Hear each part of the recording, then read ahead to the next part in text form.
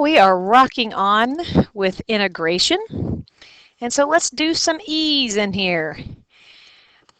We're going to kind of start today like we did yesterday, remembering that if the derivative of e to the x is e to the x, then when I say integrate e to the x, well, who has a derivative of e to the x? That would be e to the x plus c. But of course, what's happening is your exponent here is not always just sweet little x. So that's going to be your u substitution. So if I have the integral of e to the u du, it's going to be e to the u plus c. So I'm not saying on every single problem. Again, practice is what's going to help you do this. But if you see e to a power, one good possible choice for you is that power p. Okay, so in other words, that in that equation, that p. So looking at example 1, I go, okay, I see e to some power. So I remember when I see e's, one possible good choice for you is the power. And now that you've been doing u substitution, you're probably able to do this like with some speed. You're like, oh golly goodness, I know, du is 3 dx. And so when I replace, I have e to the u. I solve for dx. I have du over 3, or 1/3 on the outside. So that's 1/3 e to the u plus c. And my last step is just to replace what u is. And that's my final answer. So why don't you try example 2 using the same steps? Well, if I see e to a power, let's let your u be that power.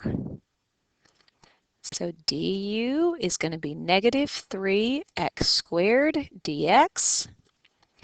Remembering that I can write this in any order, so it probably would be smart to kind of clump them that way.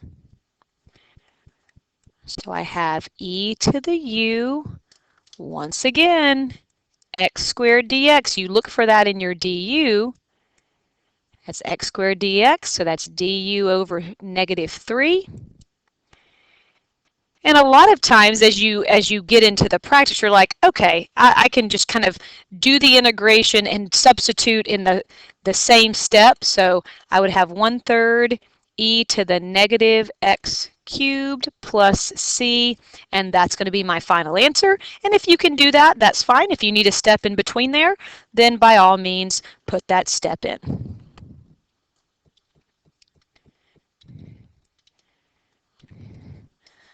Let's look at this one. Now I see an e to a power. So if I think, well, I'm just going to go by the same token and say it's 2x, then du is 2 dx. Do you get down to something that you can integrate easily? You're like, geez, 1/2. I mean, that's what I would get if I did that. Can you look at that and know, okay, yeah, I can integrate that? You're kind of like, well, then maybe, just maybe, you didn't have the right u, because remember, the whole point of u substitution is when you do the substituting, you should be able to look at it and go, yep, I know exactly how to integrate that. So let's try something else. Let's try to combine it with what we did yesterday. If the first time I let u be e to the power, so, okay, that was one good choice. What was a good choice from yesterday? Well, I also see a fraction. So another possibility when I have a fraction is to let my u be all of the denominator. So let u be the entire denominator. then du would be what? Well, the derivative of 1 is 0, so that goes away. The derivative of e to the 2x, don't forget the chain rule while doing that, would be 2 e to the 2x. Now do your substituting. Remember this? Oh, man. Okay. So e to the 2x dx, I could solve for that whole thing, and that would be du over 2. So I could write it that way. And then I have 1 over u. Can you look at that and know how to integrate it? Yes, and that's the point, is that u substitution, if you have the correct u, the integration part should be the easy step. So that would be 1/2 natural log of the absolute value of u plus c. And like we talked about yesterday, since our u is an exponential, 1 plus an exponential, I'm going to go ahead and write it with parentheses because I know that this thing is going to be positive always, and that's going to be my answer.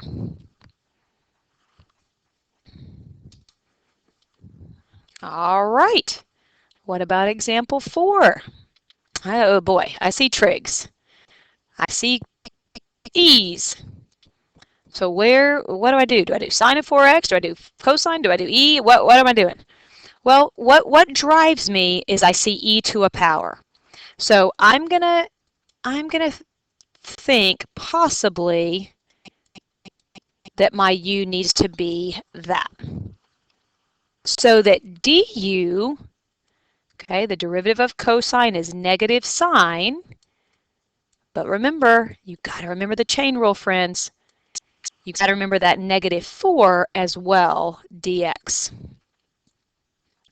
So once again, I'm just, not that you have to write this over if you don't need to, but remembering that I could do that in any order there, look at my substitution. I have e to the u sine of 4x dx, sine of 4x dx.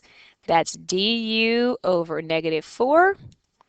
So I have negative 1/4 e to the u plus c.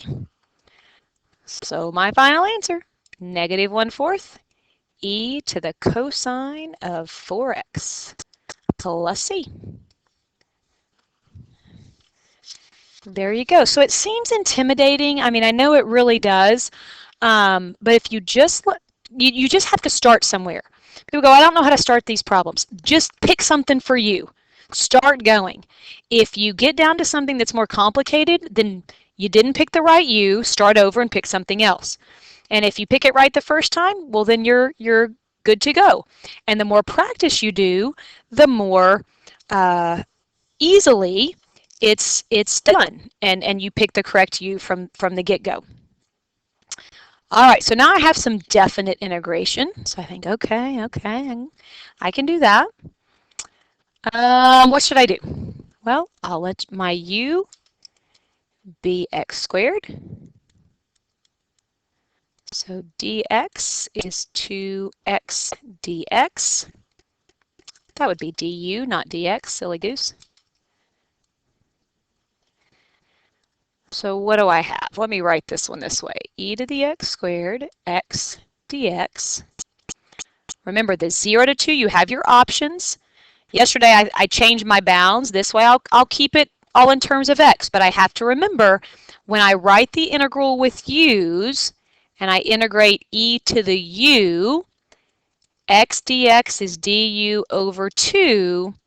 I make sure that I do not put those bounds because my bounds are not 0 to 2. So I'd have 1/2 e to the u, and I'm going to evaluate that. So that's 1/2 e to the x squared from 0 to 2. So I have 1/2 e to the 4th minus e to the 0, I'll just put 1. And there again, I mean, multiple choice, you find the answer that they have, that it could put e to the 4th minus 1 over 2 or whatever, but I'm just going to leave it like that. Remembering as well, if you like to do the bound change, x and u to 0, using this statement right here, that would be 4 and 0. And so right here, if you put those bounds, you could do it there, which means right here, you could slap 0 to 4 on there, and notice that would get me to the exact same spot. That's why I kind of prefer it that way. I don't know why, but again, you can do it whichever way you so desire. All right, what do you think? You try example 6. And I'll give you a minute. So stop the video and give it a go. Well, once again, I'm going to, if you started out and said, well, you said e, I see e to a power, so I'm going to do that. If you do that, when you do the substituting, you have e to the u, and then you have sine of e to the u, du 1/8. Can you look at that and go, yep, I know how to integrate that? Well, that's kind of a problem because you still have a product. So that's why I'm saying when you could start off the wrong way but go, nope, that's not it. Erase, start over, try something else. Well, what else have we said? We've said if you see a fraction, let your u be the entire denominator. Well, I don't see a fraction. When you see trig, let your u be the argument. So I do see trig. So I think, okay, well, let u be your argument. Maybe that's a possibility. So du would be 8 e to the 8x dx. So what do we have? Well, once again, I'll rewrite it just so you make sure you're following me. I could write it in any order. So I have the integral of the sine of u, so this is u, and then e to the 8x dx, I'm going to use that statement. That's du over 8. Does that get down to something simple? Yeah. Integrate sine, and what do you get? You get negative cosine of u plus c. Now substitute back in. So 1/8 cosine of e to the 8x plus c. Boom, shakalaka, you are done. So keep working on that. You're getting the hang of it. And that's great. All right, peace out.